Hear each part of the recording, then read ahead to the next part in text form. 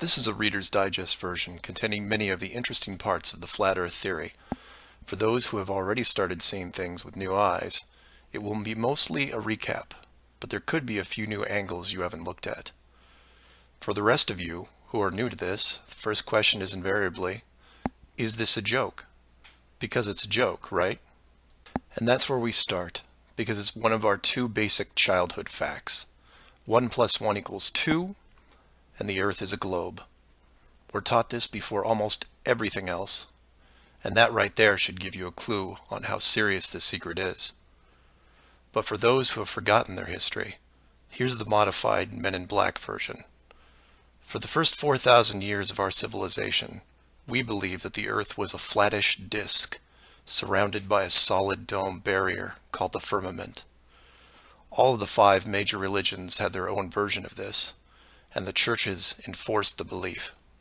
Then, around 1514, a man named Copernicus created a new model of the world. He stated that if the Earth was spinning around 1,100 miles an hour and circling the sun at 60,000 miles an hour, the world was then round. And while the math more or less worked, there was a problem. It was 1500, and the technology to prove such a theory wasn't there. The first balloon to carry people wasn't invented until 1760. Sailboats were the only travel over water, and the fastest thing on land was a horse. But the new worldview was promoted and took hold. The religions adapted to handle the new reality, and life moved on. More importantly, the globe model was quickly introduced into the education systems.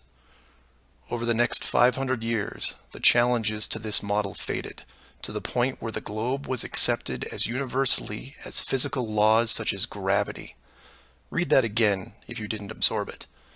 For 20 generations, people believed that the Earth was round because there was a globe in every classroom they sat in. There was no proof. Hundreds of years went by, and still civilization had no way of proving the theory. Planes were invented around 1900, but until 1957, nothing could go high enough to give a true perspective of where we lived. And that's when everything got strange. The United States and Russia both sent up rockets high enough to take decent pictures, and what they saw scared them a great deal. How do we know they were extremely concerned about the sky? Because the US and Russia immediately started firing nuclear weapons straight up, and they kept firing for the next 4 years. A few things to keep in mind here. First, this was now 1958. Nuclear weapons were very expensive and hard to come by. These also weren't those nominal yield 20 kiloton toys we used on Hiroshima. This was high kiloton to low megaton, and we couldn't get them up fast enough. And the strangeness continued in other places. In 1959, only a year into the atmosphere bombardment, 10 nations, including the United States, made Antarctica off-limits to any colonization. A treaty was put in place and to this day remains intact. Over 50 nations now have signed off on this treaty. Do you know any treaty that has lasted that long between all industrialized nations? Moreover, do you know any piece of real estate in the world that is owned by no one? You would think at the very least one of the large oil companies would use their huge financial resources to explore this region, and yet they don't even petition the idea. The short version of the discovery is this. By 1958, the military had discovered the very solid upper and outer edges of our world, and had to create a way to put up do not enter signs without looking obvious. It was tricky, but if there is one thing I have learned about the authority, it's that nothing is left to chance. Most of the work had already been done for them, so their job was primarily in the details. The sky part of the dome was much higher than commercial air traffic, so the only thing they had to worry about there was the space program, which is immediately militarized. The outer border had the natural benefit of not only an extensive ocean, but a scaling decrease in temperature and a steady increase in iceberg frequency to discourage ships, all leading to a permanently frozen landmass that could not be used for any form of agriculture. This ocean and ice layout had worked well for thousands of years because the technology of the current civilization didn't evolve quickly. Sailors avoided cold weather seas whenever possible, and oxygen levels get low enough to harm people, even on high mountains. The brilliance of the design comes in the simple fact that human males are corrupted by power. Corruption so total, in fact, that they would rather hide the world itself rather than risk their power on it. You could theorize that kings and popes were told of the world a long time ago. Maybe an ancient scroll or book. Perhaps an interdimensional being told the tale of what the world looked like. But this was all but dismissed, because even the most powerful leaders of the day couldn't reach the borders.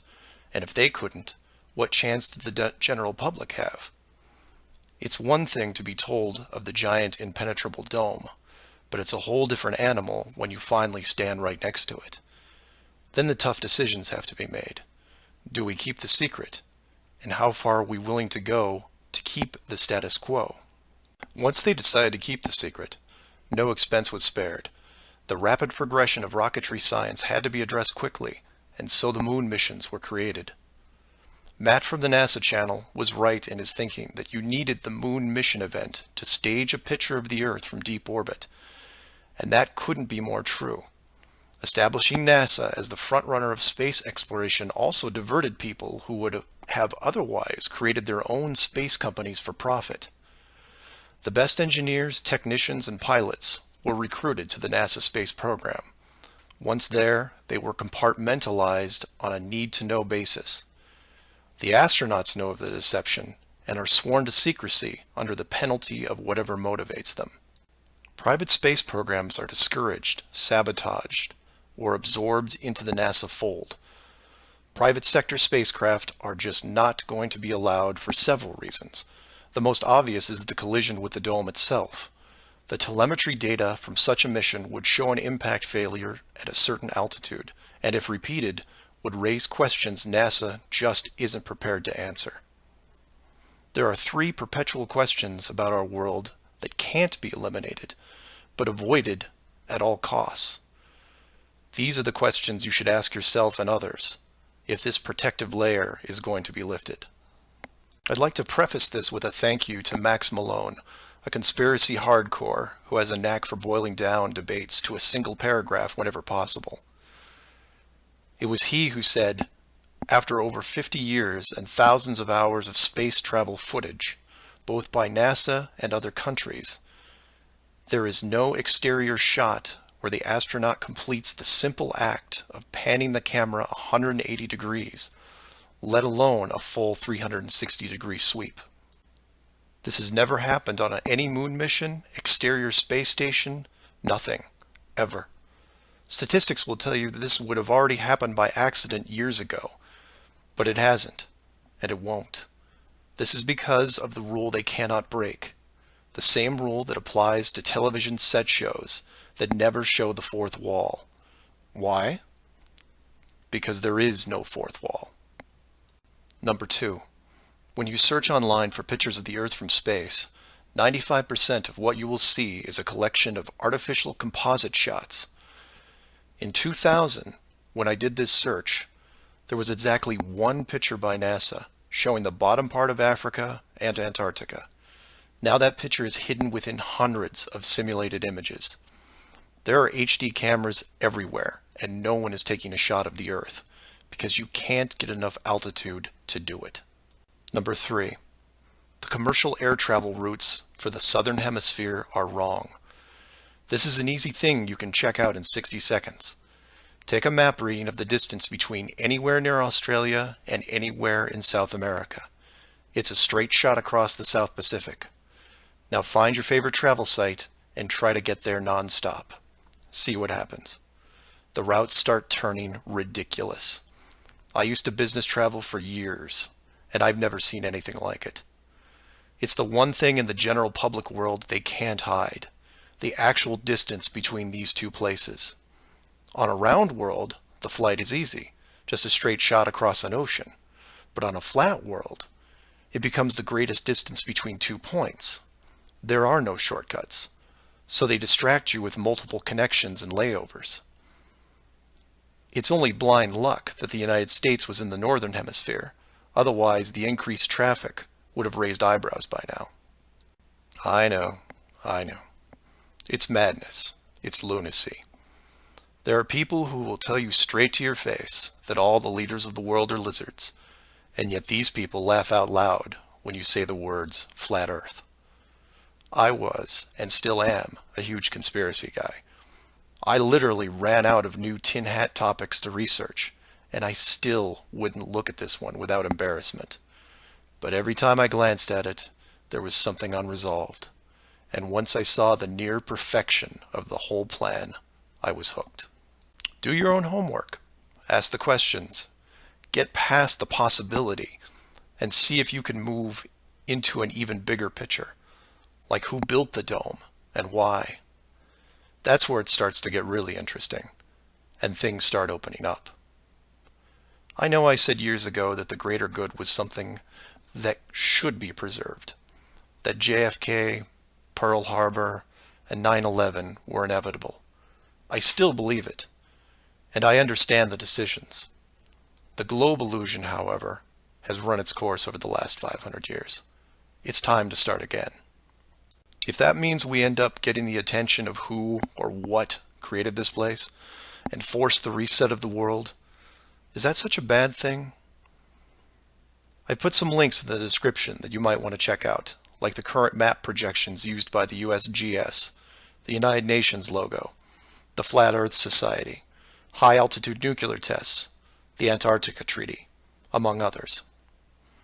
I'm not allowing ratings or comments on this video for several reasons. One, this topic seems to bring out the worst debates because of the initial denial. That, and I've seen dedicated trolls on the Flat Earth Society website who show up every day and say the same thing to new forum members. It's a joke. It's not serious. Nothing to see here. Kind of strange that there are full-time trolls on a site that has less than 500 members worldwide. That being said, please feel free to contact me at msargent23@comcast.net, or heck, just call 303-494-6631. I know no one uses the actual phone anymore, but I'll answer what I can. Flat Earth Clues Part 1, The Empty Theater. This is part of a series of clues that can help you get your head around both the design of the flat Earth system we live in and who has been involved in the deception to hide it from you. The clue you have to look at is built upon another conspiracy that has been around for decades, namely the space program. Most of those watching this are aware of the varying theories revolving around NASA, the Apollo program, the space shuttle, the International Space Station, and so on. The clue itself isn't based on one of these highly debated topics, but the lack of one, more specifically, motion pictures based on actual events. This, like others in the series, is something you can check out for yourself. Everything you need to reference this is online. To begin, think of all the movies involving space travel that you've seen in your lifetime. You'll start with the obvious: Star Wars, Star Trek, Alien, just to name a few. In fact, if you go through your own personal list, you could probably come up with over 100 different off-world movies without breaking much of a sweat. That part is easy. For the second group, try to come up with space movies that aren't fantasy-based. You'll get a list that has Red Planet, Gravity, Mission to Mars, 2001, things like that. These films will usually take on a not-so-distant future theme and where we could be down the road. And it's still a pretty good-sized list. These first two groups of films are encouraged by the authority because they reinforce the globe model through assumption. The entertainment system demands that the globe view and solar system concept is a given. Therefore, the actual worldview must also be true. Or to put it another way, if you're using your suspension of disbelief as you watch a movie like, say, Gravity, then subconsciously you're reinforcing the movie right on top of the real world. The more of these movies you watch and enjoy, the more the lines blur between what you want to believe and what you actually know. Watch enough movies about Mars, and you will be less astonished when NASA announces an actual mission to Mars. Same with the Moon, other solar systems, and so on. Releasing the movie 2001: A Space Odyssey in 1968, right before the actual moon missions, was no accident. It took the greatest director of all time 5 years to make, and several people who saw the theater screenings claimed that many military groups were listed in the credits, only to be removed years later. But 2001 is just a side note of this clue. For those who really want to dig into Stanley Kubrick's hidden vision, I highly recommend the documentary Room 237. A link to it is below as well. Now you are aware of the first two groups of space films. There are those that contain generous amounts of fantasy, and those who try to paint our near future. These two groups are easy to find. The third group is a challenge, and again, that's where things get interesting. The moon missions concluded in 1972, and even though it's still considered the greatest achievement by mankind, no fact-based movies were made regarding it until The Right Stuff was released in 1983. Now you might say that it had only been 11 years, and maybe it was tough to get the rights, and so on. But that's not what made the film interesting. The movie ran extremely long for 1983, coming in at 3 hours and 12 minutes. It was an exhaustive look at the astronaut selection process, the competition, and the training facility itself. But when the credits rolled 3 hours later, chronologically, they had only gotten to the low Earth orbit missions. Just for fun, Google The Right Stuff movie and see how many spacecraft you can find. It won 4 Academy Awards and did a great job at the box office, but the Apollo missions were never touched. The only other major motion picture that involved the actual moon program was Apollo 13 in 1995, a full 12 years later. Apollo 13 only covered a single moon orbit and no landing or close-up reference to the previous missions below them. And after 1995, that was it. Nothing. Hollywood is known for leaving no stone unturned, with reboots and sequels to nearly everything. Yet in almost 60 years, there has never been a single moon mission movie based on actual events. Hundreds of science fiction films reference in it. Everything from Superman to the Transformers. But literally nothing that covers the moon's surface. 6 complete moon missions involving multiple vehicles, moon buggies, playing golf, and no one wants to touch it. Now, to be fair, there was a TV miniseries in 1998 covering the subject. It was produced by Tom Hanks, who got involved after starring in Apollo 13. There has been no professional production of any kind since then. Again, just for fun, Google From Earth to the Moon TV series and see what you find. The why is easy, and the clue revealed. If Hollywood makes a movie about the moon landings, and it's indistinguishable from the real thing, then how do you know which is real? It raises some subtle questions involving stage technique and how long they've been in place. If Hollywood could fake it now, then when did they first have the ability? There is one other movie which stands out, and I mention it because I can't believe it ever got made, is Capricorn 1. The film's plot involved the faking of a Mars mission and how it could be accomplished. In short, it's part of the Conspiracy World Bible. I highly recommend it, and the link is below. To summarize, all space movies are encouraged by the authority, except for the ones that are based on actual accounts. Those are not allowed. The moon program has been buried in entertainment because the moon cannot be reached. It's either outside the barrier or just a highly rendered image, like any planet you see when entering a video game. The world is flat, and this is just one clue. So do some of your own research and ask questions.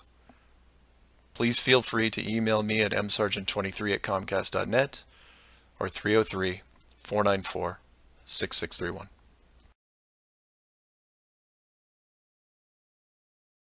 Flat Earth Clues, Part 2, The Bird Wall. This is part of a series of clues that can help you get your head around both the design of the flat Earth system we live in and who has been involved in the deception to hide it from you.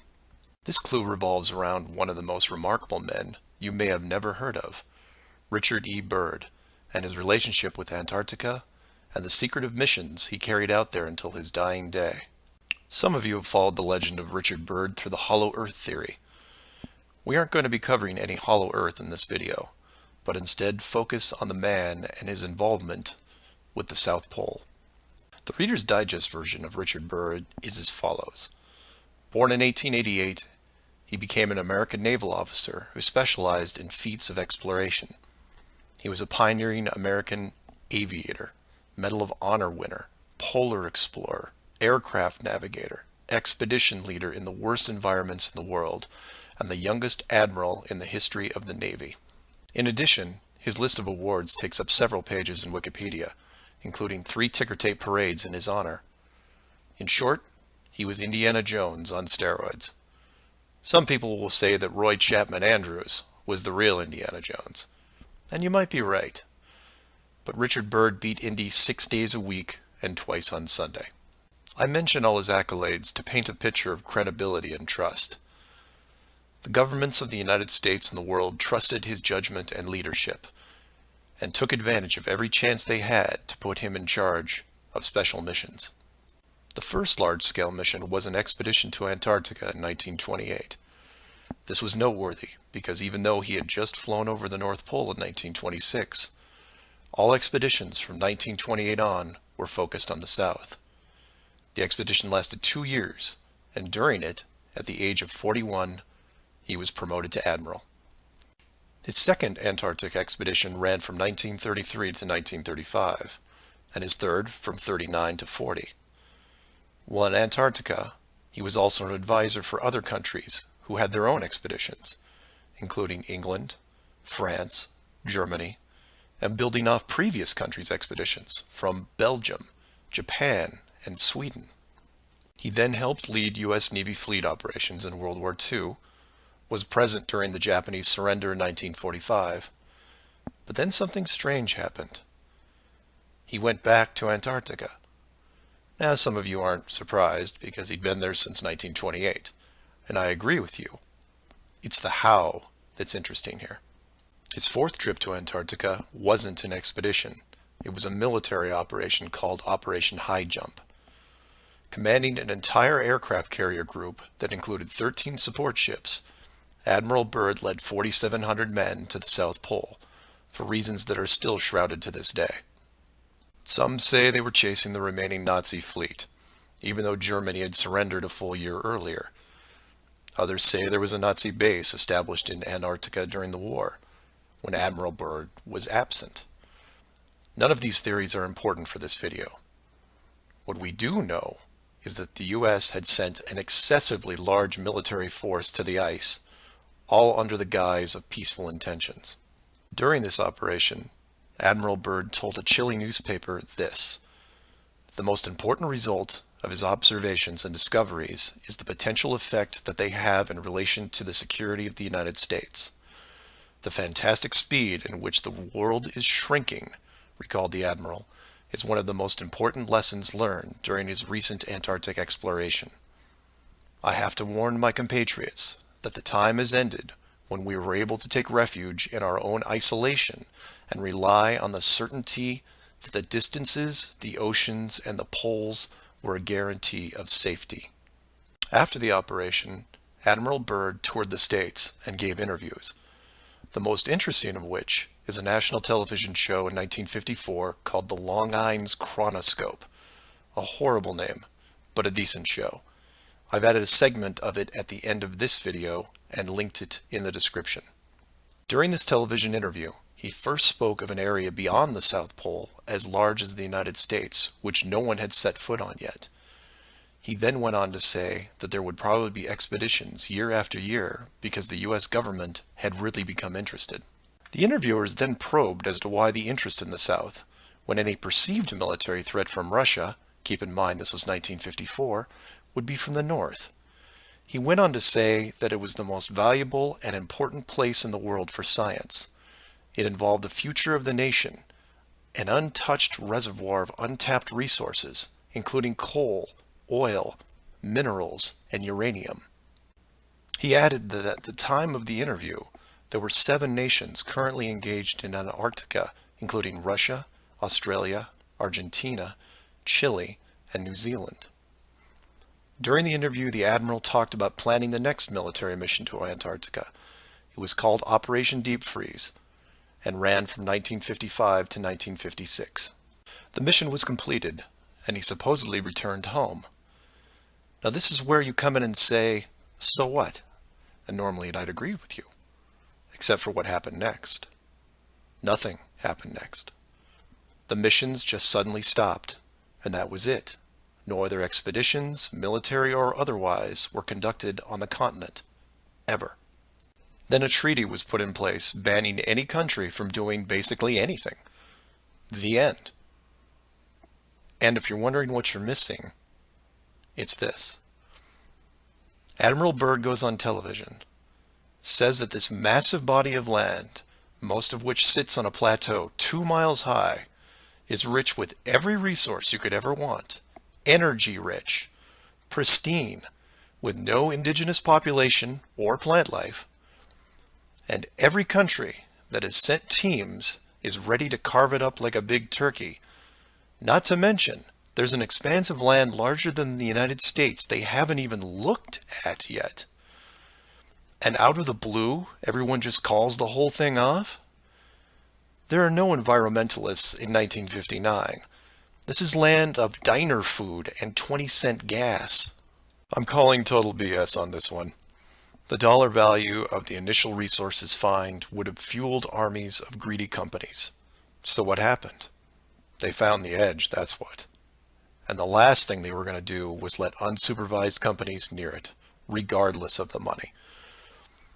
Even if it was hundreds of miles away, you couldn't allow resource corporations even into a safe area, and then years down the road as they expanded, tell them, oh, sorry, you can't go beyond this point. When the companies would ask why, what would you tell them? And now the interior of Antarctica is off limits, with no revisions until the year 2041. You can take tours of the outer islands, but there is a hidden line, enforced by the military, that you will not be able to cross. Because the interior is actually the exterior edge. It's there, it's hidden, and it's protected. The Earth you live on is flat. So do some of your own research and ask questions. Please feel free to email me at msargent23@comcast.net or 303-494-6631.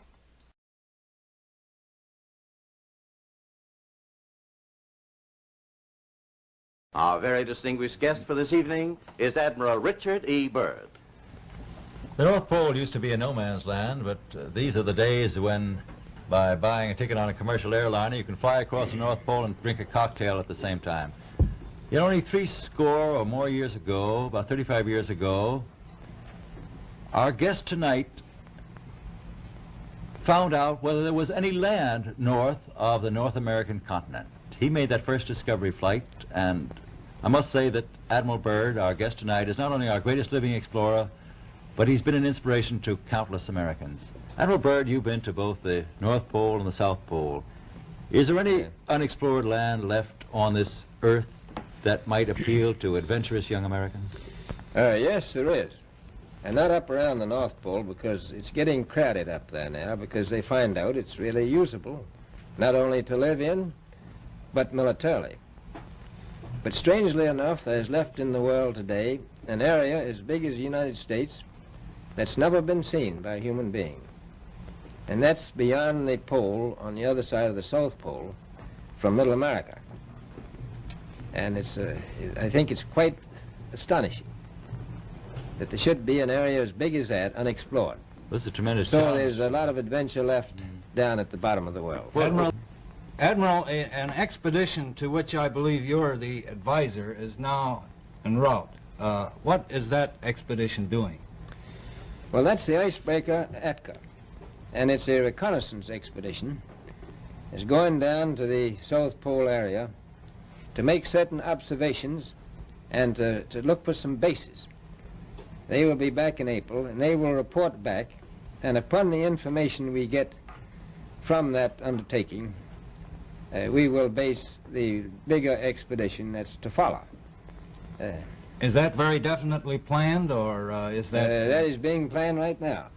So I'm willing to say to you that there will be a number of expeditions that will follow, I think, year after year, at the bottom of the world, because the government has really become interested. Well, Admiral Byrd, I can understand, I think everybody can, the interest in the North Pole because it's so near our greatest challenger, Soviet Russia. But why this interest in the bottom of the world? Nobody living down there, is there? No, it's pretty cold. There's only one permanent resident, that's the emperor penguin. The little ones live further north. I tell you one reason they're interested. It's by far the most valuable, important place left in the world for science. That's why the scientific groups all over the nation are really interested. But more important than that, it has to do with the future of the nation, those to come after us, or even during your lifetime, because it happens to be an untouched reservoir of natural resources.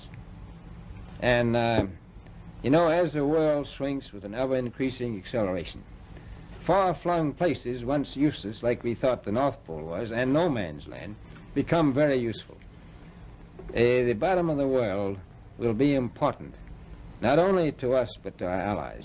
I was going to ask you, does it have military importance?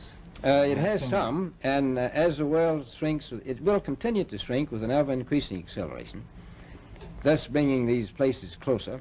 And in the future, I can see a time when it will be very, very important strategically. Well, has the development of air power increased the strategic importance of places like the very much Parma so. Peninsula, was that? Very much so. Even now, if anything happened and we lost the Panama Canal, we would have to control the islands just north of Antarctica, which are part of Antarctica.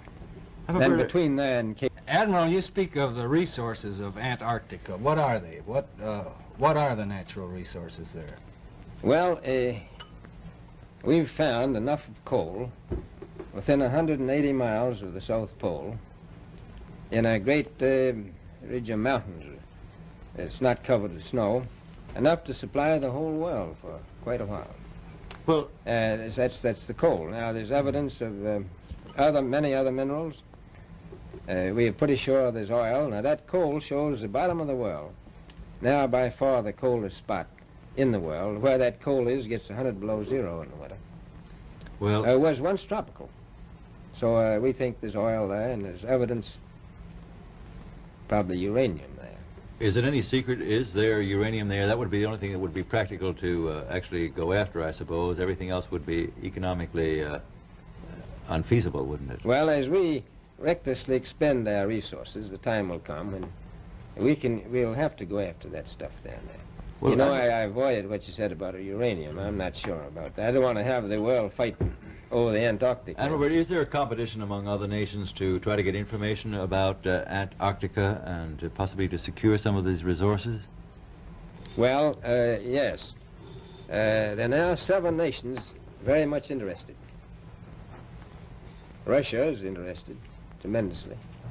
That I'm sure of. Australia has an expedition down there. The Argentine, the Chile, New Zealand, Britain, and so on. Now, you can understand those people down there being interested because they live down there, the New Zealanders, the Argentinians, the Chileans, and the Australians. And so we don't do much about claiming anything. Admiral, you make this sound a little crowded. Are there that many expeditions now there or en route there?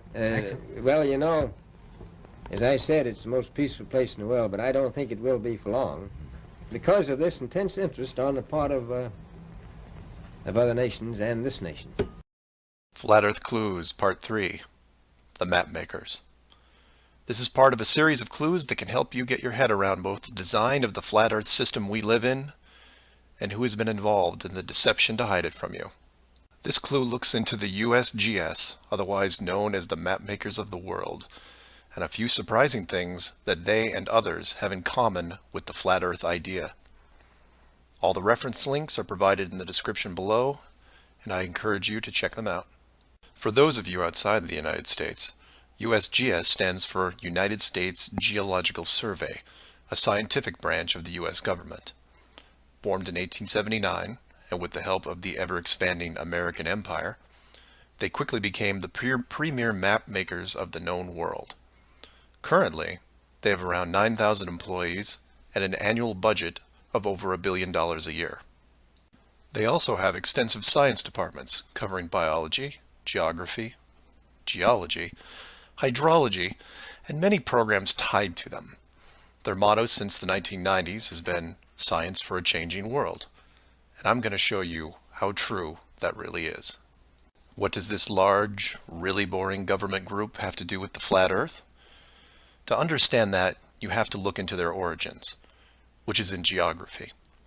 To do this, you'll need to open another page that specializes in maps.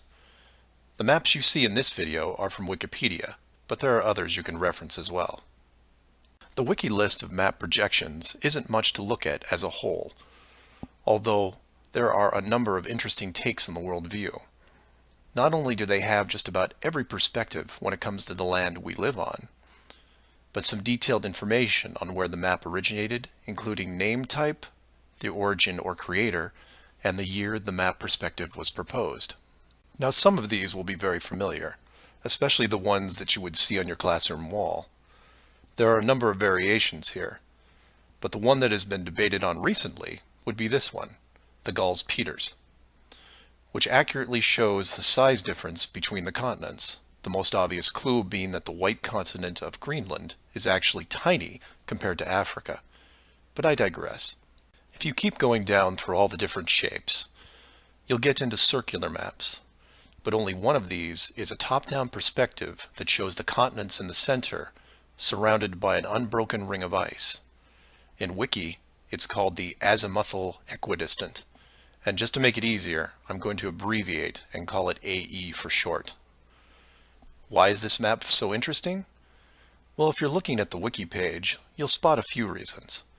The first is that in the notes section of the map, and I quote, "Used by the USGS in the National Atlas of the United States." It also mentions that it is used as the emblem of the United Nations. Of all the maps on this screen, it is the only one that references a group of any kind.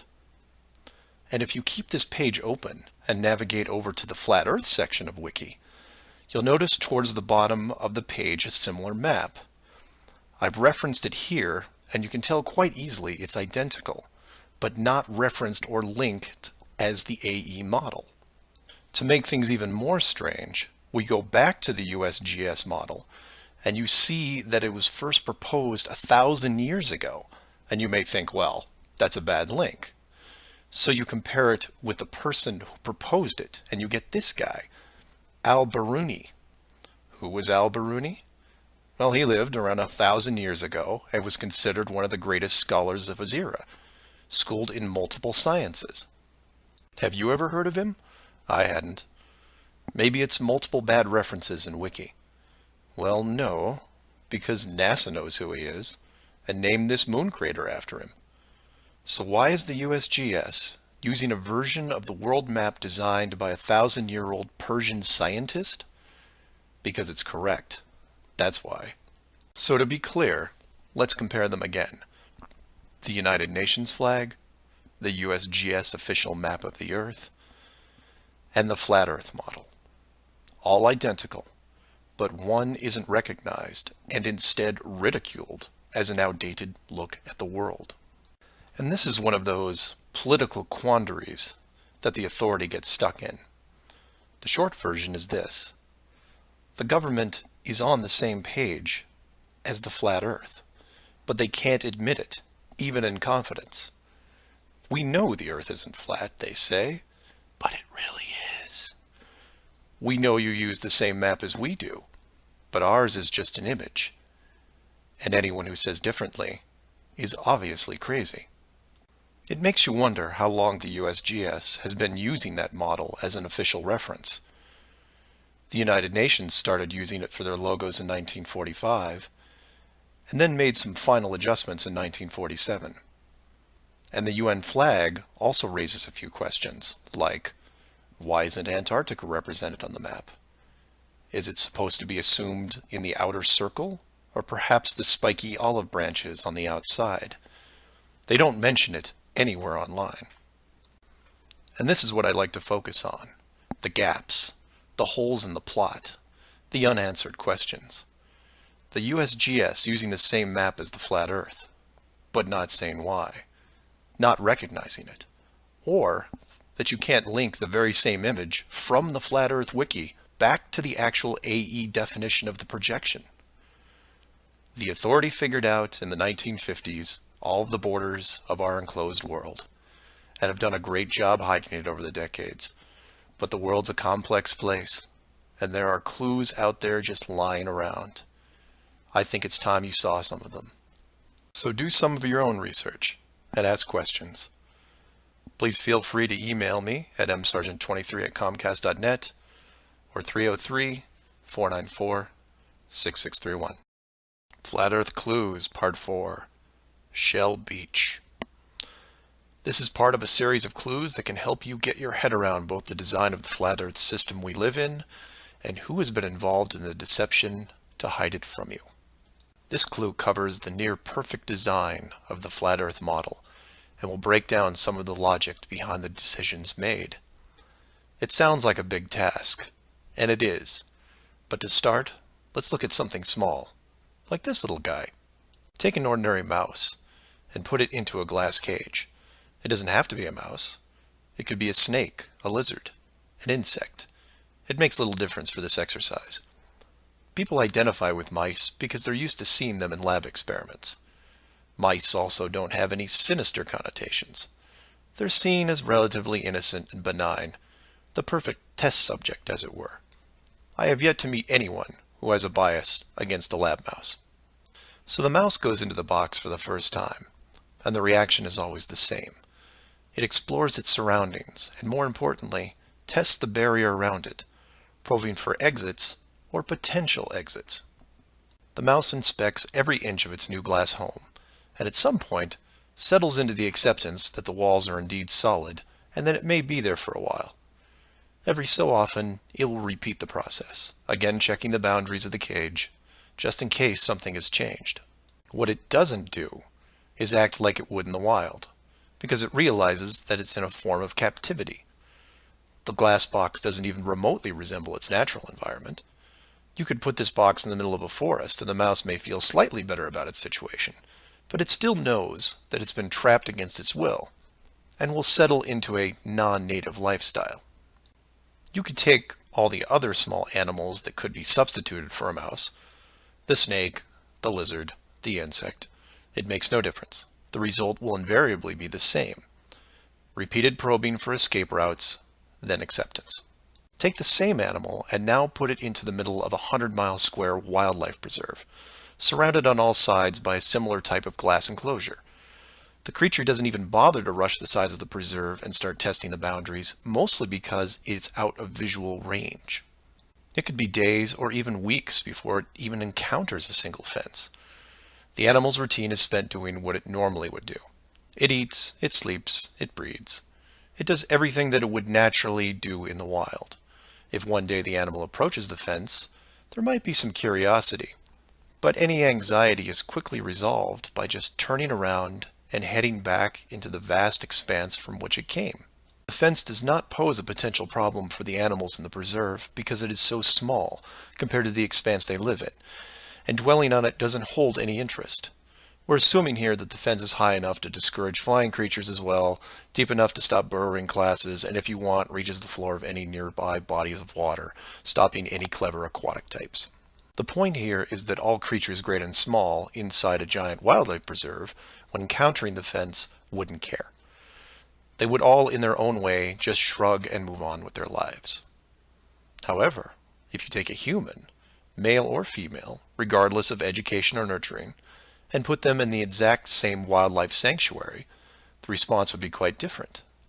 When the human approaches the glass fence, they don't see it as a minor distraction. They pause, they wonder, and more importantly, they ask questions, either internally or amongst others. Why is the fence here? How far does it reach? Can I dig underneath, or climb over, or go around it? These questions continue in a way you might imagine, but eventually a bigger question jumps to the top of the list. Who built the fence? It is that which changes not only the type of questions being asked, but how the human being, or beings, look at their world. The giant wildlife preserve suddenly gets smaller. Each new fence border discovered starts to artificially constrict their expanse, even though the dimensions haven't changed. Before long, the preserve, their home, loses some of its relevance. The fence is a reminder of the unknown. It provokes fear and endless speculation within the human. Given enough time, the importance of the preserve continues to be reduced, especially in relation to the fence. And the reason why it's so engrossing for the human is simple. It's there. It's real. They can see it, and maybe even touch it. Adding more humans to the equation increases the disparity of the situation by orders of magnitude. Have you seen the fence? Do you know how long it's been here? Have you ever known anyone that's been outside it? It's older than us. Who is responsible for the fence? What can we do to appease the group that created it? You can see what this might lead to. A long-lasting group hysteria would entrench itself within the population, grab hold and never let go. The fence is bigger, older, and wiser than they are. It humbles them, it angers them, and it is forever. It is their proof of a higher power. Maybe not God, but certainly God-like. No civilization, regardless of technology, discipline, or age, would be able to cope with the existence of it. For the human psyche, there are just too many questions that go unanswered. Life would never be able to progress normally. To summarize, a garden variety wildlife preserve would work for 99.99% of all the world's life forms. For human beings, however, you would need to make some modifications, or really just one big one. So let's take a look at a few examples of how this could be accomplished, and from there expand it. The first failed example can be seen in the 1998 movie Dark City. This is a good starting point to get you in the right mindset. The premise here is that an advanced race creates a small flat Earth area, complete with a traditional dome. The design, however, is initially flawed in that they built the city all the way to the outer edge, leaving no room for error. To compensate for this, they altered the memories of the human population on a regular basis, therefore repressing any long-term investigations. However, in movies, there are always anomalies, like the police officer who realizes that even though he remembers visiting a place called Shell Beach, there is no way to reach it, because Shell Beach is outside of the flat world and never existed. He just keeps going around the circular city that has no exits. In the end, another man, the hero of the movie, makes it to the edge, steals the advanced race's power, and creates an ocean, which really should have been there in the first place. Move from there to a movie released only 4 months later called The Truman Show. Inevitably, all flat earthers have to take a hard look at this movie from a technical point of view. The movie follows the same lines as Dark City, but in a much more relatable premise, that of a giant television stage built so that the outside world can watch a person go through his life without any knowledge that he is living inside a flat world, surrounded by a physical dome. The movie is interesting on several levels, including construction. Using their existing model of a small town, bordered on one side by a large lagoon and wilderness, and the other a seemingly expansive ocean, while better than Dark City, still had its flaws. For one, it was less than 20 miles across, and even though Truman's desire to explore was repressed, there was still a chance that he would venture to the outer edge, which is where the movie ended. But for the most part, it worked. Truman believed the entire scenario because he was born into it, and then lived 30-plus years without any reason to doubt where he was, which could be said for any of us. If it wasn't for the, and we'll say movie mistakes, that the studio fell victim to, then the show would have never ended. And this then raises hypothetical scenarios like, how many kids like Truman could you have raised inside that dome? 10? 50? Now, logistically, you can see how it might be problematic in keeping tabs on that many kids, especially as they got older. But with enough sleight of hand, it could be possible. A fictional situation just like that was made into the 2004 movie, The Village. And even though it turned into one of those M. Night Shyamalan plot twist things, the premise was very feasible. A wealthy group of idealists buy a large parcel of land in an existing wildlife preserve, create a small town from the 1800s, and raise children there. They pay off government officials to keep planes far away and spread a myth that monsters live in the forest. As far as the kids are concerned, they actually are living in a small Pennsylvania town in the 1800s. And being born into it, why wouldn't they? If the story continued, eventually the elders that founded the town would all pass away, leaving the children to pass on the legacy, free from any burden of guilt that their world was not what it appeared to be. And keep in mind, this was done with very little land manipulation and no dome. This then circles back to how many actors the fictional Truman Show really needed to hire. Other than the leads who did product placement, the rest of the town could actually just live their lives like anyone else. Use phone lines to call outside, go to restaurants, watch television at home, and so on. But again, I digress. Assuming the technology was possible, how many people like Truman could you keep in a dome the size of, say, a state that was hundreds of miles across? Probably thousands. If you kept expanding the size of the dome to a few thousand miles, well, then you're talking millions. But when it gets that big, something interesting happens. You don't need the actors anymore. Started up like The Village, and within just a few generations, everyone is oblivious. And you can leave them to their own devices. Starting to sound familiar? In fact, the larger you make the enclosed world, the less micromanaging needs to be done. It gets easier as it scales up. This brings us back to the missing modification you need for the human race. To keep the storylines consistent and remove all the hocus pocus of monsters in the woods or that you can't get to Shell Beach, you place in gradual negative reinforcement, one that creates an illusion of choice. Say, for example, that Truman went out in the sailboat the same as before, but this time the dome was twice the size and the simulated ocean far larger. How far would he travel before getting hungry, thirsty, or tired? The movie ending is then in doubt. And if you compare this scenario where you are now, then you start to see it. Look at the flat Earth map again. Continents grouped in the center, surrounded in all directions by hundreds of miles of salt water. Think about how much further ancient ships would have traveled if you could drink what you were sailing on. As you move closer to the edge, the temperature starts taking a nosedive. Then you start seeing icebergs. If that doesn't stop you, then you run into what we call Antarctica, which is a steep climb 2 miles up with no plant life or indigenous livestock animals. And if you had the wherewithal to make it that far, you would still have hundreds of miles of endless ice and snow. It's easy to see why so few people have gone the distance. Compare this to the upper ceiling, which is much easier to maintain. You simply decrease the oxygen rates so that every 1,000 feet up, it gets more difficult to breathe. This slows down exploration over mountain ranges and discourages limited control flight, such as balloons. Also keep in mind that the dome itself doesn't have to be that high in relation to the outer ring. With commercial aircraft capping out at 10 miles and rockets less than 400, the dome would actually look more like a stadium roof, depending on how you wanted to display things like the sun, moon, and stars. An enclosed world with these type of safeguards would be able to sustain an unknowing population for, say, what, 4,500 years?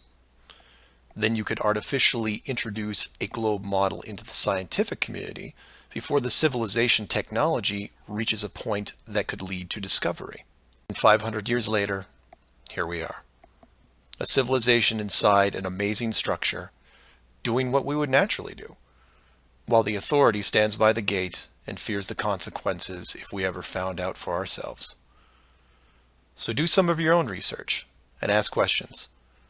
Please feel free to email me at msargent23@comcast.net or 303-494-6631.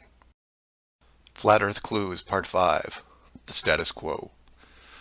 This is part of a series of clues that can help you get your head around both the design of the flat Earth system we live in and who has been involved in the deception to hide it from you. This clue covers the inevitable and sometimes frustrating question of why the authority would go to all the trouble of hiding the flat Earth. My hope here is to show you different angles and a progression of events, all of which lead to a very changed world, both physically and mentally. To open, we have to go way back to when the world was a much more simple place. You had your 5 major religions, including Buddhism, Hinduism, Judaism, Islam, and Christianity. Each of these groups had their own version of what is known in Genesis as the firmament, or the flat circular world enclosed by a solid dome-like barrier from where the creator, or creators, looked on. I'm not going to explore all the subtle differences between the groups. Suffice it to say that it's interesting that despite their differences that led to acts of horrible violence between them, there was no real Earth model debate. So around 500 years ago, the science community, led by Copernicus, who probably had a little help, introduced what we now know as the heliocentric, or globe model of the world, which in turn changed the solar system, galaxy, and so on. The religions, seeing that this globe model was gaining popularity, feared a loss in the fan base, so they all adapted their religion to include the globe model. From their point of view, it was a small change from a circular to a globe world, and really, in a few generations, who would remember anyway? The churches, mosques, temples wrapped up their flat earth model in a metaphoric soft cloth and put it in the drawer with the good silver for safekeeping. Remember this, because we'll come back to it later. And hundreds of years went by, with science promoting all the aspects of the globe, and the religions promoting their beliefs upon this globe. The world kept spinning, so to speak, and everyone was happy. Then in the early part of the 1900s, you get this pesky explorer named Richard Byrd. He has family money, all the right connections, and secures basically unlimited funding and the government green light to probe every piece of unseen territory there is. It was inevitable, I guess. A young man who has an unquenchable desire to see all that there is to see, and then granting him the tools needed to accomplish this goal. He pulls a Truman and gets lucky, crossing the vast salt ocean, avoiding the icebergs, arriving at the frozen coastline, and he keeps going. He was never going to stop. One day, after crossing hundreds of miles of high-altitude ice and snow, Admiral Byrd sees it, a barrier. And to him, it's just a barrier, not the barrier. He is but a tiny speck in front of it. It stretches out on both sides as far as he can see, and straight up so far that he can't discover the beginning of the arc. The great explorer now has a new challenge, finding the shape of this thing. It's much like a blind man describing the elephant. Until you feel out the whole thing, what do you really know? If you look at the AE, or Flat Earth Overhead Map, you see the problem. To even determine the scope of the outer wall, you have to circle it. It would have taken months, if not years. You could use a series of ships going in opposite directions, or planes, but there are refueling stations that need to be built, and so on. His task was challenging to say the least. Admiral Byrd kept laying the groundwork of the great discovery until his eventual death in 1957. A year later, the United States and Russia found the upper edge. From there, the math was easy, and moreover, you could actually see the real world. Then, of course, there is the decision, or deception, depending on how you looked at it. The authority made the call to hide the actual shape of where we live, then sealed off the outer edge from prying eyes, and created the space program not only to reinforce the globe model, but to control it. There was really only one reason they cared about this, and it takes a while to process. So let's look at the immediate effects of actual disclosure and work our way up to the authority's biggest fear. For this exercise, we'll look at releasing the news today, instead of, say, 1958.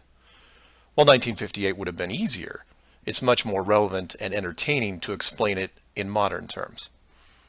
We start with a press conference by, let's say, the United Nations, who have discovered that the world is indeed enclosed in a giant high-tech dome of unknown origin and age. The public reacts with wonder and awe, trying to take in the sheer scope of this announcement. Facebook crashes, Twitter crashes, entire mobile networks crash. It's like hitting a beehive with a sledgehammer. News organizations around the world send teams to the outer edge to confirm the finding, and the general public is glued to their media devices. That's the good news, the excitement, the revelation, the positive shock. Then the bad news starts coming in waves, some of which you might not expect. The first is the immediate disbanding of NASA and all other world space programs, for obvious reasons. Most governments will secretly pardon these groups and keep them immune from class action lawsuits, the lawsuits themselves coming from NASA investment groups, claiming fraud. Regardless, everyone at NASA, despite their good intentions, is out of a job overnight. And this is where you would say, good, they deserve it. About time they stopped lying to everyone. Oh, but it doesn't stop there, because every contractor and subcontractor that are exclusively tied to NASA, they have to shut down as well. Fine, a few thousand jobs lost, no big deal. And the ripples continue to spread, some bigger than others. Observatories all over the world closed their doors, and the reasoning is this. If you've been looking at the ceiling for decades and couldn't tell it was a ceiling, then what good are you? Every university in the world that has an astronomy or astrophysics program, well, they don't anymore. Stephen Hawking, his book writing days are over. Carl Sagan, no more nova in syndication, I guarantee it. Those professors are going to have to retool their skills and be prepared to answer one giant question.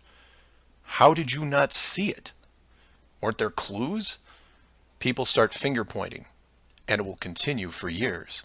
And still my fellow flat earthers will say, well, hell, that doesn't sound too bad. So some nerds around the world lose their jobs. So what? You don't get off that easy, is what. The finger pointing at the now defunct NASA will then turn to finger pointing at the government, who directed the whole thing. This is where we run into some dangerous ground, involving things like the Ark of the Covenant, the Holy Grail, and the Ring of Power. And you say, you lost me. I was with you until you started bringing up religious artifacts from movies. And you're supposed to be lost. Of the 5 major religions we mentioned earlier, those being Buddhism, Hinduism, Judaism, Islam, and Christianity, none have been able to produce a supernatural object over the last 5,000 years. And trust me, it would be beneficial to do so. The Ark of the Covenant would benefit Judaism, the Holy Grail Christianity, and the Ring of Power, well, that benefits someone else. Maybe I'll leave alone for now. The point is that all religions are actively seeking their leverage against science. You've heard of the division between church and state. Well, here it is. Advantage church. The barrier becomes a giant religious symbol, and since it is backed by the Big Five, it also becomes universal. The Big Five then go into their drawer with the good silver and pull out this belief that was forgotten but not lost, and say, we knew it all along, and science lied to us. Temporarily, all religions unite against science, who has been only moderately weakened by the removal of their astronomy and astrophysics divisions. But the public won't care, because they will listen to the group shouting the loudest, and no one yells louder than the church. They will scream with righteous fury that the dome was built by our God, your God. And the people will turn to science and hear nothing but crickets. And that's where the world changes, because in times of great stress, the public will want words. And while religion has no shortage of them, science simply is incapable of taking leaps of faith. I'll take a glass half full approach and say that anyone listening to this is probably an intelligent, rational person, one who can make informed decisions outside of the conventional doctrine. But for every one of you, there are hundreds, if not thousands, of mouth-breathing troglodytes who will not walk but run to the respective house of religion and say, "You were right about this. What else can you teach me?"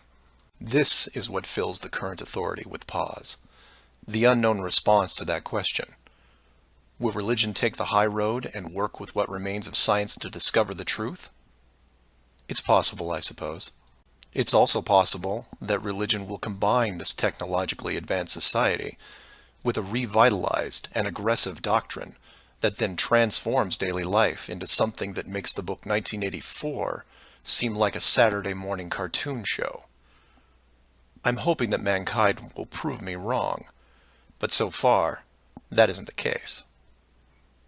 So do some of your own research and ask questions. Please feel free to email me at msargent23@comcast.net or 303-494-6631. Flat Earth Clues Part 6, Depth Perception. This is part of a series of clues that can help you get your head around both the design of the flat Earth system we live in and who has been involved in the deception to hide it from you. This clue looks into the inevitable design question below the surface, or more specifically, how thick the flat Earth design would need to be. To start, let's quickly recap the design features so far. A basic dome structure made up of advanced high-density material, thousands of miles wide, and at least 100 miles in height. The ceiling of said structure being projected upon by an ultra-high-definition system using super LED technology and a combination of 2D and 3D imaging to simulate all celestial bodies, including sun, moon, stars, and so on. This ceiling is then protected by a scaling decrease in temperature and oxygen levels to the point where human life isn't naturally sustainable above 4 miles. The lower surface of the dome structure consists of an organic layout of continents, grouped at the center, ensuring that no land bridge exists to the outer ring. This is then surrounded by hundreds of miles of salt water in order to limit sea travel. The salt oceans are then adjusted with a scaling decrease in temperature as the outer area is approached, to the point where salt water freezes, forming icebergs, further reducing sea travel. The outer ring is then elevated to a height of 10,000 feet, reducing oxygen levels, and a buffer zone of 300 miles is created. This zone is devoid of all life forms that could be used as food, further discouraging land travel. That all sounds pretty good, but we left out one thing: depth. Keeping human beings away from the ceiling is easy, because it requires higher technology. Protecting the outer ring is a little more difficult, but can be accomplished with layers of negative reinforcement. Protecting the actual common ground is a different challenge, because digging is basic. Everyone knows how to use a shovel, and most construction requires a generous amount of digging. In addition, natural resources such as coal, oil, minerals are harvested through large-scale digging operations. So it's safe to say that any human population is going to be digging a lot of holes, because it's easy and it's necessary to continue their way of life. That being said, how thick would you need to make the flat Earth model so that people didn't accidentally dig their way through? You could use the same method as the outside barrier and create a series of undesirable layers, ending in a solid barrier. But the ever-expanding increases in general population would create an unnecessary risk. If the bottom of the flat Earth was composed of, say, an unbreakable material, this would pique the digger's curiosity, and if repeated all over the world, would raise suspicions of design. while a solid barrier works at the end of a frozen wasteland where no one is venturing or allowed, it doesn't do much if it's found in a mining quarry or someone's backyard. For that, you need something that hasn't been used up to this point.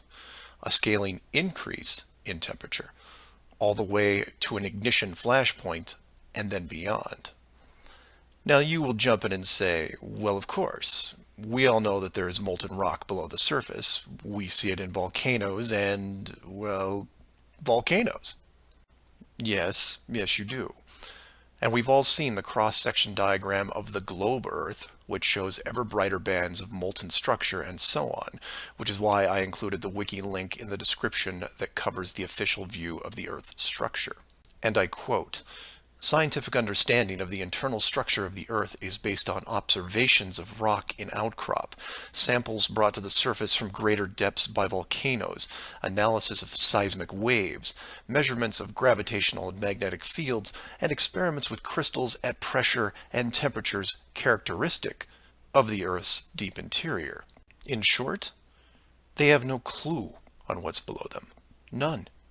In fact, the deepest holes ever drilled, which I've also linked in the description, only go down 8 miles. To repeat, no one has gone below 8 miles anywhere. And every drilling survey is the same, a scaling increase in temperature to the point where drill bits stop working. And you come back and say, but volcanoes. Yes, there are volcanoes, holes in the earth where molten rock is produced, under pressure, I might add. Certainly that can't be artificially created. No? We can melt rock right now. It's called a smelting plant. What do you think your car is made out of? Melted, reformed, and polished rock. We have the technology to do this. It all comes down to scale. Create a large set of furnaces at, say, 50 miles below the surface that can melt and pump molten rock. And you say, what would the furnaces be made out of? Oh, I don't know. How about the same dome material that can withstand nuclear weapons? So you take the molten rock, locate a few random access points on the surface, and the rest comes naturally. Volcanoes also reinforce the Earth structure model that the molten rock goes all the way to the core, which then in turn reinforces the globe model, and then we're back to where we are now. A smoldering globe flying through space at high speeds that from a design standpoint makes no sense. So how thick would the flat Earth model floor need to be? Oh, for common use, say less than 100 miles, similar to the ceiling in scale. Large heat generators placed in a pattern, a thin layer of molten rock 10 to 20 miles down, which is really just a geologic pipe system to help with the generation of terrain. And there you have it. An efficient way of discouraging all those digging humans from reaching too far, combining a physical barrier with a mental one. 8 miles down and you're going to tell me what the entire core looks like? Give me a break. So do some of your own research and ask questions. Please feel free to email me at msargent23@comcast.net or 303-494-6631. Flat Earth Clues, Part 7, The Long Haul. This is part of a series of clues that can help you get your head around both the design of the flat Earth system we live in and who has been involved in the deception to hide it from you. This clue looks into a topic I only glanced at in the original guide, which is the southern hemisphere, or in the flat Earth model, the land masses closest to the outer ring. I like to give credit where credit is due, and the long haul title was given to me by a fellow flat earther who did some of the same research I did. The summary of the video is this. If you are looking to show someone how to view the flat Earth from a practical point of view, this is the example I would use. I'm going to show you how strange the world looks using just a few websites, some simple math, a couple minutes, and your brain. You don't have to write anything down, unless you want to, of course. I'll give you everything you need on screen and break down one of the examples as well. I'll also link the sites in the description for reference. First, here are some websites that help you calculate distance. The GPS on your phone already does this, and you may have an app as well, but here are some dedicated examples. Timeanddate.com, tripit.com, distancefrom2.net, worldatlas.com, freemaptools.com, and travelmath.com. If your favorite isn't listed here, like Google Maps, then use whatever is most familiar to you. Now we are going to look at two specific groups of cities. The first group is going to be from the area around Australia, including New Zealand. We'll call this Group 1. Group 1 includes Melbourne, Australia, Sydney, Australia, Perth, Australia, Auckland, New Zealand, Christchurch, New Zealand, and Hamilton, New Zealand. The second group is going to be some cities in South America, all in the southern hemisphere. I mention this because if you go high enough, you will run into a few cities that won't work. Group 2 includes Rio de Janeiro, Brazil, Sao Paulo, Brazil, Brasilia, Brazil, Buenos Aires, Argentina, Lima, Peru, and Santiago, Chile. Again, there is a link in the description with many other airports. Now, these two groups are interchangeable, as you would imagine, so you can start or end with either Group 1 or 2. The results will be the same, and just to make it interesting, I'll use a slightly different example which a fellow flat earther did the legwork on and show you that even these two groups aren't exclusive. So you take anything from Group 1 and anything from Group 2 and you get some distances ranging from 6 to 8,000 miles roughly.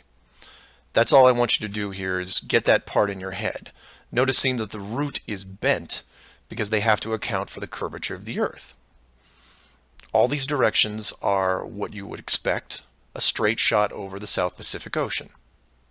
Now, just to prove it's not an exclusive route, instead of starting in, say, Rio and landing in Auckland, I'll start what should be the opposite side in Cape Town, South Africa, which is roughly the same distance on a globe Earth coming in at 7,300 miles. Notice on the map it's still a straight shot through the Indian Ocean and not crossing any countries. An easy route. I try to book my flight. For this example, we use TravelMath, but you can use whatever is easiest in your country, like Priceline, Expedia, Travelocity. It will make no difference because they're all tied to the same system. And this is when everything goes wrong. So the first leg, the airlines don't send me due east, but instead shoot me 4,700 miles almost due north to Dubai. Okay, maybe we're just picking up people. Seems a bit excessive, but I'll go with it. I'm probably comfortable in my seat drinking vodka tonics anyway. And from Dubai, it should be a straight shot home to Auckland, right? No. Now they send me southeast to Melbourne, a mere 7,300 miles. And then finally a third leg from Melbourne to Auckland coming in at around 1,600 miles. I'm rounding up or down to make the math easier.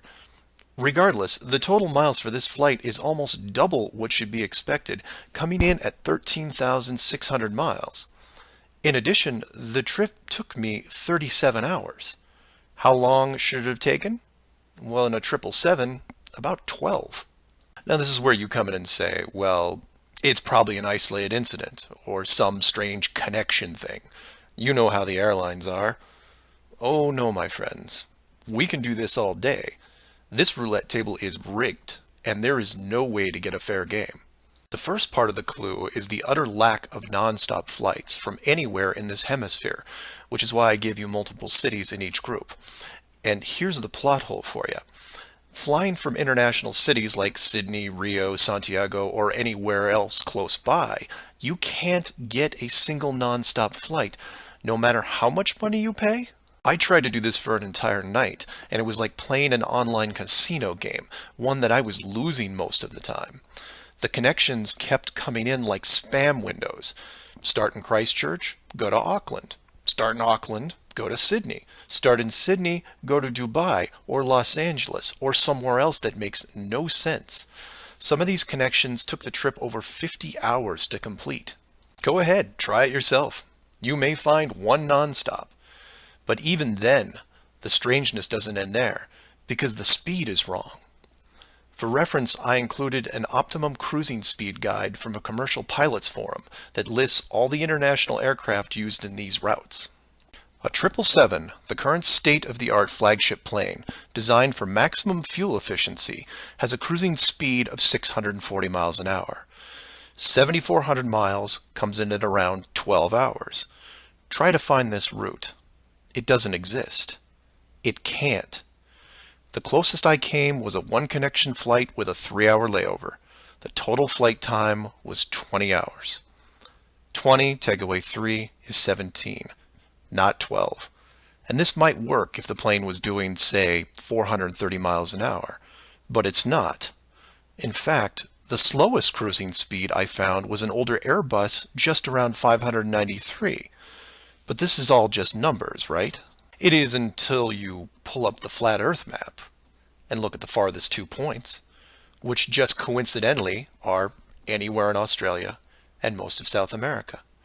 Or my example of Lower Africa, which you can see isn't west at all. It's a shell game, and a very good one at that. Keep people guessing with multiple connections and layovers, jumping from city to city. People just sit in their seats, trying to sleep through it. And then it hits you. Well, the pilots would know, right? They fly all day, every day. Certainly, they would have figured it out by now. Some of them would get suspicious, sure. Any decent navigator will be able to work out the speed, fuel consumption, and odd connections. But imagine what they would have to get their head around. First, they would have to ignore the world GPS system that has been leading them to their destinations without error. If you want some interesting side reading, check out the link on the history of the GPS. And I quote, "Developed in 1973 to overcome the limitations of previous navigation systems, integrating ideas from several predecessors, including a number of classified engineering design studies from the 1960s. Oh, and by the way, was created by the Department of Defense, the same people that closed off Antarctica. GPS went fully live in 1995. So if you were a pilot before then, you might have been able to pick up a breadcrumb trail. After that, very difficult. Plus, let's say you did figure out that something was off. Who exactly would you tell? The FAA? You would be looking around and wondering why you were the only one to see it. And then what? You make the leap of faith and see that the entire map system is wrong? Never gonna happen. You might as well just tell them that an alien spacecraft followed your plane around for 2 hours. We know what happens then. Start playing Flight Time Casino for yourself. See what interesting things you can discover. And while you're at it, show it to any pilots that you know. But don't forget to leave the words flat Earth out, because that's crazy, right? So do some of your own research and ask questions. Please feel free to email me at msargent23@comcast.net or 303-494-6631. Flat Earth Clues, Part 8, The Creative Force. This flat Earth perspective takes a look at the design from the ever-present why standpoint, and although it will review some of the dome technical features already discussed, I'll try to do it from a different angle, or more specifically, why I might build it. Someone mentioned to me recently that while the dome was a very big concept, it made the world much smaller, kind of like what Admiral Byrd expressed in an interview all those years ago. This someone also said that it made them sad, which I understood. And while I did what I could to comfort this person, I realized that I could have done more. So this video is for the people who look upon this world with their new eyes and start drifting into a state of melancholy. To preface, this isn't jail, nor are you lab rats. And before I'm done, I hope to show you a version of why. To start, let's look at an old story, one that you may have heard, involving another enclosed world, kind of like yours. I say kind of like yours because the finished design that you are sitting in right now took several revisions in just about every aspect, much like any project. You come up with ideas, you see what works and what doesn't, and you improve the process until you come up with something that, while not everyone agrees upon, satisfies the best of all criteria. One of the first dome layouts involved a race of people who were supremely driven by ambition. They didn't have a word for lazy or fear. They absorbed knowledge very quickly, incorporating physics, advanced electronics, engineering, and drove their technology with energy from the enclosed world itself. And when their technology had reached the point where the dome's structure was discovered in its entirety, there was no reaction of wonder and awe. They just looked up and squinted at the sky. Eventually, those squints turned into glares. Oh, they had religion, to be sure, and it was tied to their daily lives, but to them, this wasn't religion. It was a challenge. Almost like they weren't that impressed. Hard to fathom, right? Seeing that your world had borders, but instead of being afraid, shaking your fist at the sky with arrogance. But that's what they did.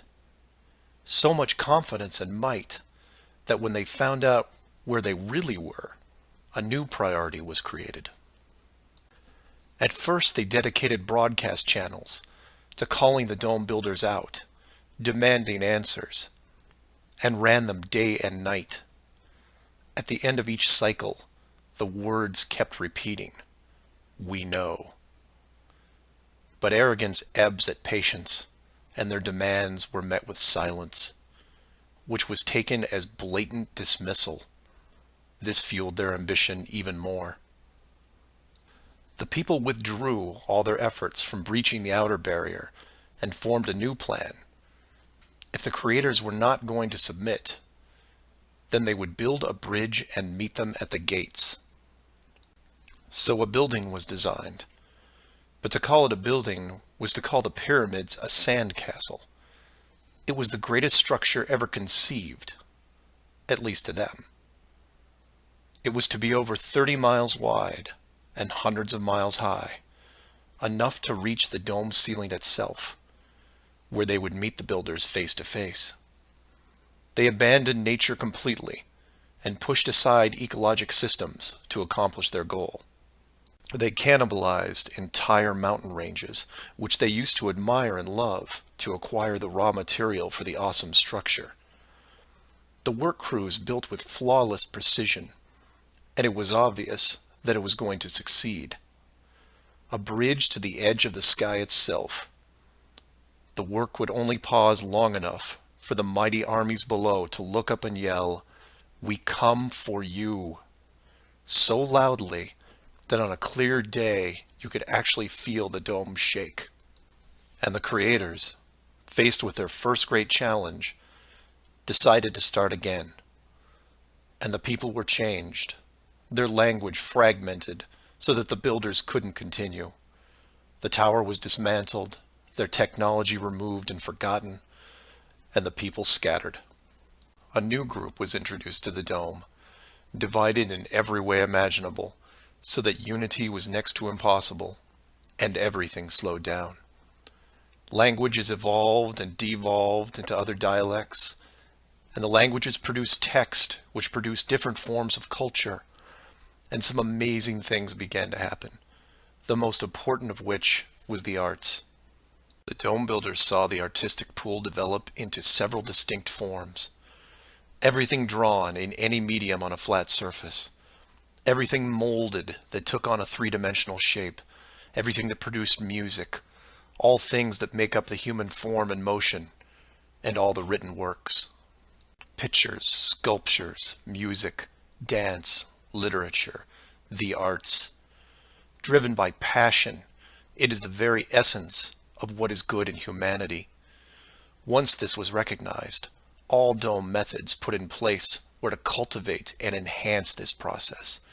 Land masses were adjusted with geology and temperature to support every kind of terrain, with mountains, rivers, oceans, plains, forests, jungles, deserts, all of it stunning, all of it stimulating the human mind, nourishing it.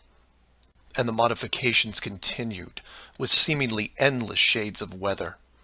The sky was overhauled, a moon added, and layers upon layers upon layers of stars, so that one day, when the people were able to see further than their own eyes, there would still be something new to see. And the arts flourished, but there was a cost. The languages and division of cultures had put the population at odds, and wars were raging at regular intervals. The dome builders debated if the price was too high. Plans were drawn up to make more changes, until they noticed that the arts thrived even through the worst of conflicts, producing grace and beauty despite their burning world. It was wonderful and terrible at the same time, and the debate outside the barrier continued to intensify until a majority spoke out and said, "This world is a creative force, and we must see what it leads to. The barrier must be hidden at all costs." So the globe model was put into the population, and both science and religion adapted to it. The arts grabbed onto it like a new drug, the creative minds of the world exploding with new concepts. Their universe was now infinite, and the rules changed. Science then led to science fiction, which opened up everything else. Books, pictures, sculptures, dance, and music, all reaching deep into space, decade after decade of wonderful possibilities, rising above the ashes that were at their feet. And it's not just the artists, it's everyone. You affect others, who affect others, who inspire others, who build it, paint it, sculpt it, sing it, who then put it up on a pedestal and hold it under the light and say, "This is a piece of who we are." And for every one of them, there are hundreds of others who, for whatever reason, were unable to express the songs and images and stories that are in their heads. Imagination is far more important than knowledge because it is limitless. It is your shield, your sword against the cruelty of destructive forces. There are those right now who live in chaos, whose life is surrounded by a swirling nightmare from which they think they'll never escape. These are the true warriors of the world, and they are far braver than me. I am humbled by those who suffer the most. Know that mountains were built for you. Oceans were built for you. All of this was built for you, your struggles, and your trials by fire. It may be today, it may be tomorrow, but one day the curtain will close and this stage will be struck. And when the dust settles, no matter where you are right now, you'll see the big picture and have new eyes, and you will be shown what wonder really is. And as you leave this most magnificent of theaters, heading towards the next, my hope is that you'll pause, look back at the stage and say, "I was actually in it, you know, right there in the thick of things, and it was a sight to see." Because it really is a hell of a ride. Imagine what the next one will be like. Earth Clues Part 9, The Magic Show. This is part of a series of clues that can help you get your head around both the design of the flat Earth system we live in and who has been involved in the deception to hide it from you.